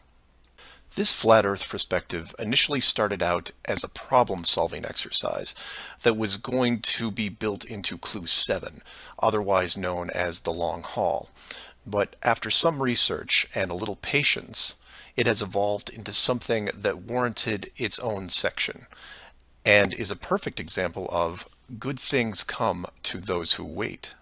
So emails and phone calls have been coming in, almost all of them positive. Several people from around the world commented on the southern plane routes. They said that while 95% of the long routes in that hemisphere were connections, which in itself raises red flags, there were a few pesky non-stops that seemed to contradict the overall logic. The question then posed to me was obviously, are they real flights? Could they be put there to throw the Flat Earth group off? If it was a trick, could I figure out what it was and how it was accomplished? I accepted the challenge and started my impression of Morgan Freeman as he went up against the Four Horsemen magician crew. Now, admittedly, I was skeptical to start, because the flights went against the third rule, that being the flat Earth has no shortcuts. Only a globe has shortcuts. As in magic, I had to assume the rule was not being broken, but only hidden, or having the illusion of being broken. But first, I had to see the trick itself. I had to see the planes in question and see them make the route. Anyone can list a flight, but does it actually go from point A to point B? With the help of several other people, this was then put to the test. While just about everyone with a cell phone knows about GPS and how it can track things, many people don't know that even though it's a system built by the military, there is a very public aspect to it. So while your phone is tracked at all times, so are other things, most notably all air traffic. Now, if you're military, you could view military planes. If you work at a cargo carrier like UPS or FedEx, you can view transport planes. The general public is mostly limited to commercial air traffic. This can be viewed in several places, and the one I chose was planefinder.net. You can use others like FlightAware, Flight Radar 24, Flight Tracker. It makes no difference because they are all tied into the same exact GPS system. All these sites do basically the same thing, track every commercial plane in the world from start to end in real time. So I spend day after day looking at the Plane Finder global map, which you see here. At any given time, it's tracking between 3,000 to 7,000 flights that are en route anywhere in the world. You'll notice two different colors for planes, red and yellow. Yellow just means there's a 5-minute delay in processing and only applies to the United States. The point here is, in order to prove out these flights that go against flat Earth theory, I need to watch a few as they cross either the South Pacific or Indian Oceans. The web page updates automatically, but just to be sure, I close and reopen the page every 30 minutes or so and wait for an ocean plane. And I wait, and I wait, and I wait some more. Hours pass, days pass, and no red planes to entertain me. And somewhere in this process of me just staring at these empty oceans, waiting for a plane to cross, something occurs to me. Can you guess what it is? Nothing is crossing these oceans. Not non-stops, connections, multiple connections, nothing. But that's not possible, right? The planes have to reach their destinations. So I change gears and just watch the coastlines of anything in the southern hemisphere, and I start to see it. I follow a simple plane out of Brazil on its way to South Africa, which, by the way, is not part of the long-haul argument. It's offshore just a few hundred miles. I get something to drink, and when I come back, it's gone. Just a glitch, right? So I follow another, and another, and the same thing happens again and again. Once the plane reaches an imaginary line in the water, GPS makes it disappear. Then a friend who is also working on this problem sends me some links, which I've included in the description. I encourage you to take a look at them. At first, they don't seem like much, just an average flight log showing speed, altitude, locations, things you could expect. Then you scroll down to about 3:30 in the morning, and the location drops away and is replaced by either the word approximate or the word estimated. This then continues for the next 5 hours until, miraculously, 1 hour before landing, the flight log reestablishes itself, and the GPS system shows the plane in real time about to reach its destination. So to be clear to those who may not be seeing everything here, The flights are being dropped off GPS, and their flight data is also turned off and stays off until they are almost on top of their arrival point. And you say, well, that's how GPS works. Well, no, because the Northern Hemisphere has planes flying all over their oceans. And then you say that maybe it's a localized Southern Hemisphere thing. And I say, then why are all the flights over or near land perfectly tracked? Furthermore, this is a US-based system with Americans flying on vacation every single day. You're telling me that those people aren't going to be tracked? In addition, the Vanishing Plane Act is happening to not only the South Pacific and Indian Oceans, which I would expect, but also the South Atlantic, which isn't part of the flat Earth argument. There are a bunch of flights that cross this relatively small ocean between South America and Africa, and every one of the planes is hidden shortly after takeoff. So then you say, what would be the purpose of hiding those shorter routes in the Atlantic? It's because of something I didn't see right away. If you hide one flight, you have to hide them all. Showing the GPS routes in the Atlantic, but leaving out the Pacific and Indian Oceans would raise different questions. So the logic here, despite being very sneaky, is sound. The third rule is that the flat Earth has no shortcuts. If you look at the azimuthal equidistant map again, and look close, you notice that while the South Pacific, South Atlantic, and Indian Oceans make up the lower sections on a globe, they make up the outer ring on a flat model. In that model, there is no shortcut between Australia and South America. If you are creating flight routes, you have only two choices. You take the long way around, clockwise or counterclockwise, and stay on the ocean. Or you cut across the land in the middle. But if you cut across the land, you have to create connections, because on a globe, it wouldn't make sense to fly over the top of the United States to get to South America. Neither of these choices are ideal.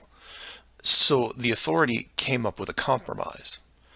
Disable GPS and lose the planes for every ocean flight in the Southern Hemisphere. Then reactivate them once the destination is reached. This is just one of the lengths that they are willing to use to keep you from seeing it. Don't just hide some things, hide everything, so that maybe the topic isn't addressed. And some would come back and say, well, nice going. You just pointed out a flaw in their system, and sooner or later, they will fix the gap. Maybe. But not soon, I think. Remember, this is a rule, not a guideline. They can't change the map, so they have to work within its limitations. If they have a better workaround, I can't wait to see it. So do your own research and ask questions. Oh, by the way, welcome to the Flat Earth, and enjoy your flight. Flat Earth Clues Part 10, Hiding God. This is part of a series of clues that can help you get your head around both the design of the flat Earth system we live in and who has been involved in the deception to hide it from you. As you can tell from the title, I'm taking a different approach. Eventually, I was going to have to address the question of what happens next, or what we do now with the information at hand. If you've made it through the guide and the first 9 clues, then at this point you're either buying into the flat model or on the fence. If this is the first one you went to because of the title, I recommend you go back, because we're not going to do much in the way of reviewing. But if you're still with me, then you would agree that 1, the world you've been taught has been kept from you, and 2, one way or another, you would like to prove this out. So how is this possible? The authority in question who created what you call the globe is guarding all the gates.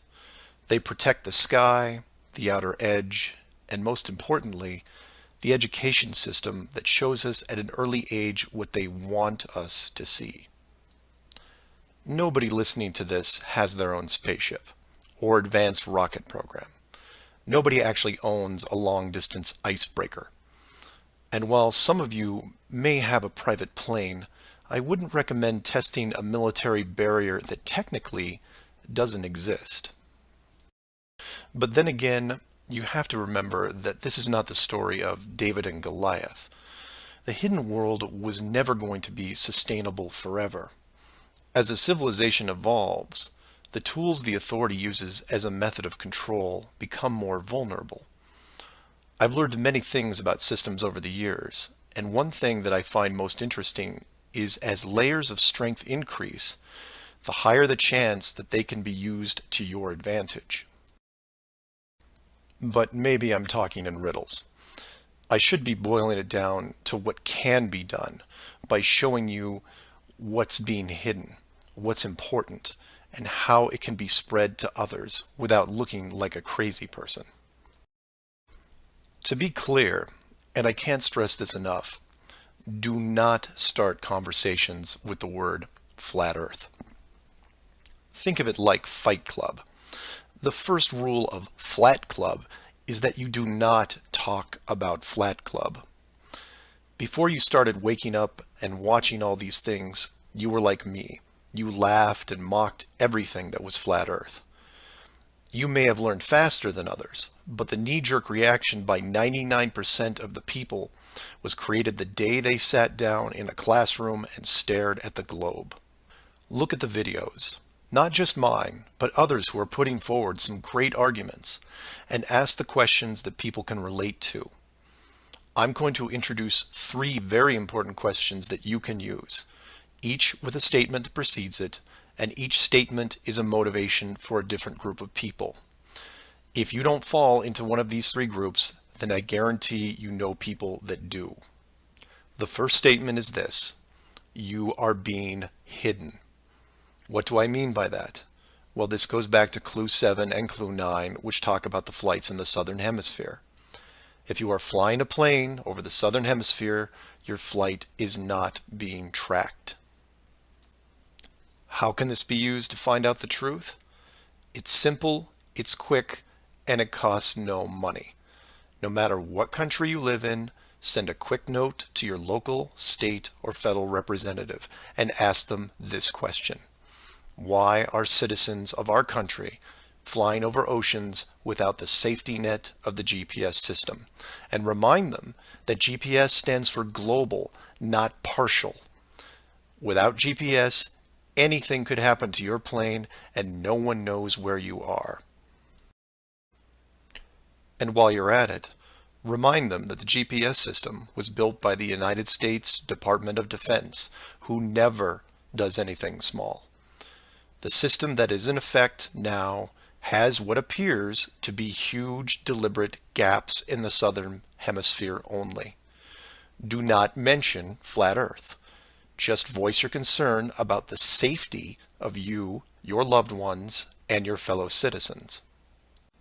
Will they get back to you? Possibly. Will they give you a satisfactory answer? Not a chance. Because they will only have what the military gives them. What this will do, however, is create a unique buzz in certain circles that may prove to be useful later. The more politicians or high-ranking officials you contact, the greater the noise. The motivation here, as you can tell, is general public concern. The second statement is this: wealth is being hidden. What do I mean by that?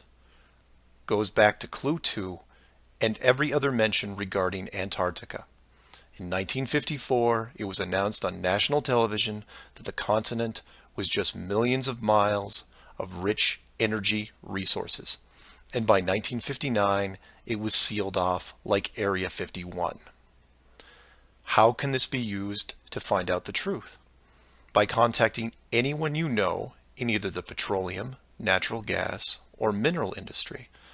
This means ExxonMobil, British Petroleum, Royal Dutch Shell, Chevron, ConocoPhillips, BHP Billiton, Rio Tinto, Glencore, Anglo American, and there are many others. Find anyone in these companies and make inquiries about their prospects in Antarctica. Send them the link to the Admiral Byrd interview and ask them why, if there are no environmental conflicts regarding oil, gas, or mining, why aren't they allowed to even petition the idea, even when the world's energy resources are dwindling more every day? Put the sound of money in their ear. They may not be able to break through the decades of red tape laid out in front of them, but it will create a buzz from a different side, the motivation of greed, and of pristine resources just begging to be harvested. And finally, to preface the third statement, I need to thank all the people who have sent me stacks and stacks of biblical scripture, asking me to stop dancing around the title of the flat model and call the structure what it really is. And you know, they have a point. I have put myself at a distance because I want to reach people who are outside of religious faith and even outside of general conspiracies. But for all those spiritual groups who have contacted me, I can now, however, say with conviction that this third statement is this: they are hiding God. Despite what labels I put on the flat model structure, the oldest names are from the oldest texts, one of those being called the firmament. If the firmament was indeed discovered in 1956 and it was deliberately hidden, then the ruling authority not only hid the structure, but evidence of the builders. And by builders, I mean creators, and by that, I mean what people define as God. Hiding God could be considered one of the worst ideas of all time. And if you are a person of great or small faith, you have a vested interest in any evidence that would solidify and vindicate your years of dedicated service. If a structure was found that had, for all intents and purposes, the handprint of God on it, then the ruling authority has no right to keep it from you. There are billions of people on this world who have personally dealt with the concept of God and would like to know for sure if these beliefs are well placed. Or, in short, you want to know the meaning of life. It's out there, and it's been hidden from you. Your motivation is clear. Go to your church leaders, your congregation, and tell them science probably found evidence of God in 1956 and decided to keep it a secret. If you know people of religious power, send this up the ladder. Get the word out and see what comes back. Between these three statements and questions, people will talk to people who will talk with others and eventually reach someone who knows. This isn't a grassroots or groundswell movement that takes a long time, because the system that has been used to mold and control you these past years has been based on speed, and by that I mean real time. All it takes is a single video, a memorandum, one whistleblower, one key person, and everything changes, not in months or weeks or days, but hours. And in those hours, everything changes because of the speed. People all over the world wake up and look at the sky with new eyes, and things start to get better. One person, that's all it takes. One person to come forward and share what has been hidden for so long. Maybe someone who is tired of all the games. Maybe someone who has gone year after year burdened by such a heavy secret. Maybe you, who are listening right now, who is looking for a reason to come forward. This is it. And if you don't want to walk into the light and be the hero, I understand. But if you can't, for whatever reason, then be anonymous. Share the message and help us make this world better, because it can be better. For everyone else, give this person an opening. Give them the opportunity and give them the support they need to help reclaim what's left of our civilization, because we need it now more than ever. I will keep spreading the word for as long as I can, in hopes that everyone that hears it starts seeing things with new eyes. And I encourage each of you to do the same. And maybe one day we will learn to treat others better than we treat ourselves. Flat Earth Clues, Part 11, Souls in the System. This is part of a series of clues that can help you get your head around both the design of the flat Earth system we live in and who has been involved in the deception to hide it from you. This clue looks into the recent past, or more specifically, an odd but interesting piece of conspiracy lore. What I hope to show here is an example of how an enclosed system, once revealed, can change the world very quickly and in ways you may not have realized. To start, we need to go back a little ways to a controversial 2004 documentary called Astronauts Gone Wild. For those of you who missed this strange little gem, the summary is this. The producer-director Bart Winfield Sibrel went out to prove that all the moon landings were elaborate hoaxes. To do this, he set up interviews with the Apollo astronauts, giving them the impression that the interview was just routine. He then produced a Bible and asked each of the astronauts to swear on the book before the interview started. The interview was then supposed to be a series of detailed technical questions designed to trip up the astronauts. During the process, there was quite a bit of tension and some very uncomfortable moments, including one actual fist fight. Now, I'm not recommending that anyone actually go out and watch this hour-long documentary. For me, the astronauts have had to live with this guilt a long time, and leaving them alone seems like the humane thing to do. What interested me, and moreover what piqued my interest then, wasn't the unoriginal questions the reporter posed, but how the astronauts reacted to the Bible itself. None of the Apollo pilots would put their hand on it and swear that they went to the moon. In fact, most treated the book like it was made of plutonium. This puzzled me for years because it went against the basic rules of any cover-up, one of which is lie about everything. Now, the pilots of the Apollo program had done many interviews over the years, many televised, and had been going through their song and dance without really any instances of contention. So why not just go through the motions again? It is, after all, just a book, right?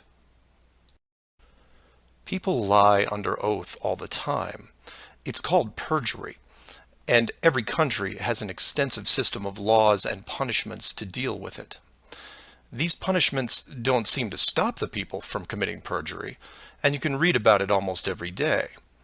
Furthermore, the astronauts were not in court. This was just a room, sometimes their own home. So swearing on the book would, for all intents and purposes, be meaningless. And this sat in the back of my head for years, because it didn't make sense. Why would astronauts, trained by a very large military science program, be afraid of just putting their hand on the book and just tell one more lie?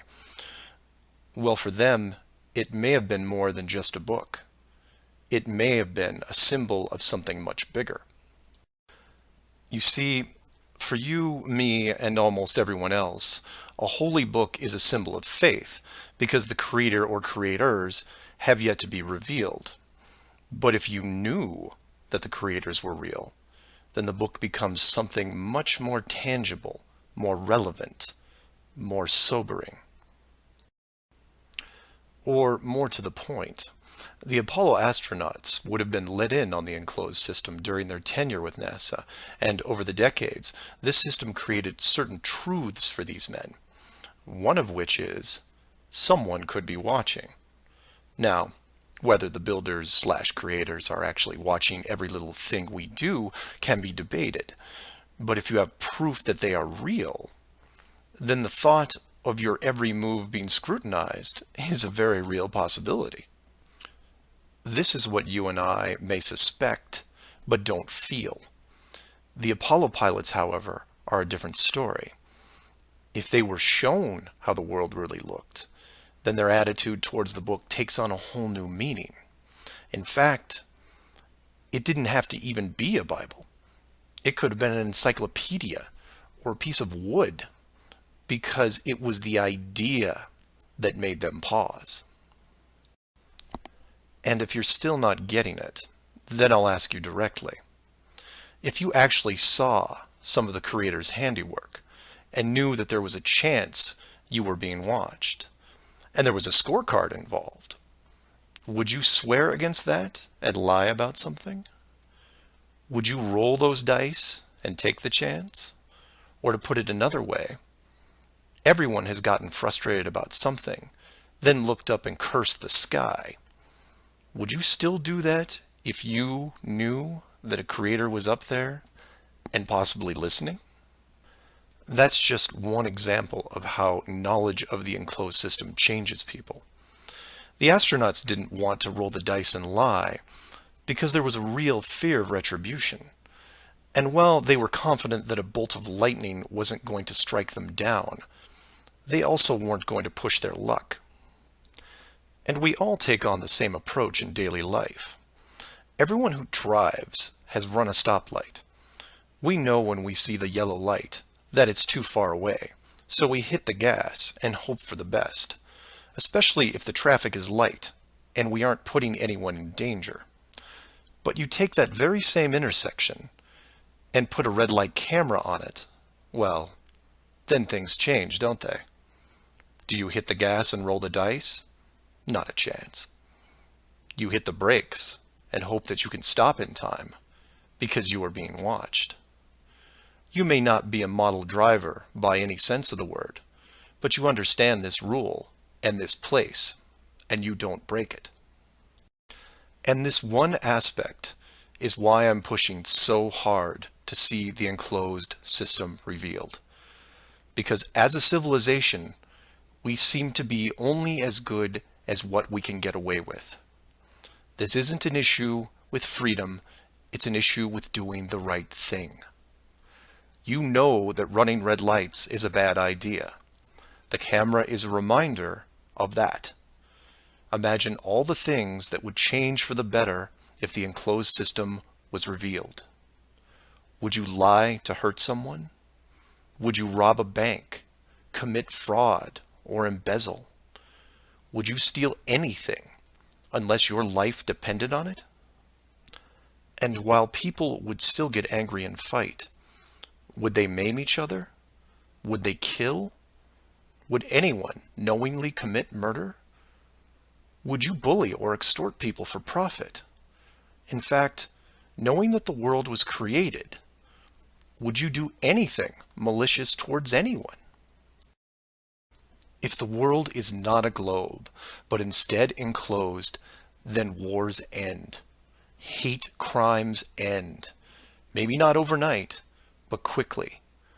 Because you may be, for the first time in your life, actually accountable for your actions.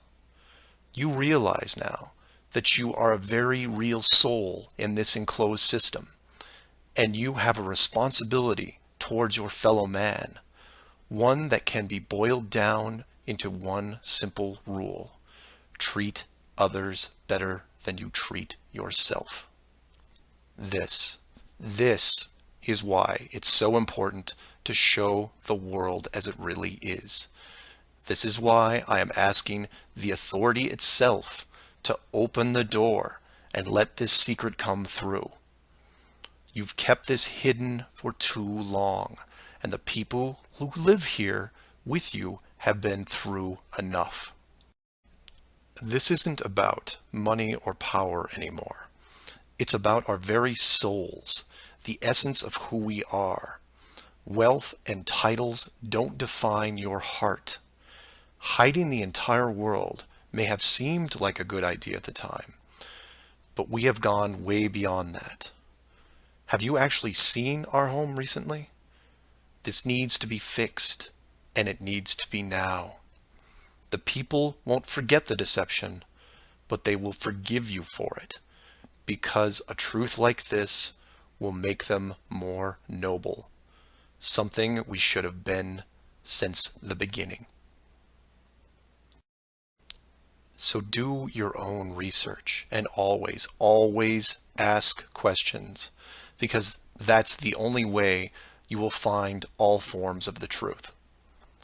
Feel free to email me at msargent23@comcast.net or 303-494-6631.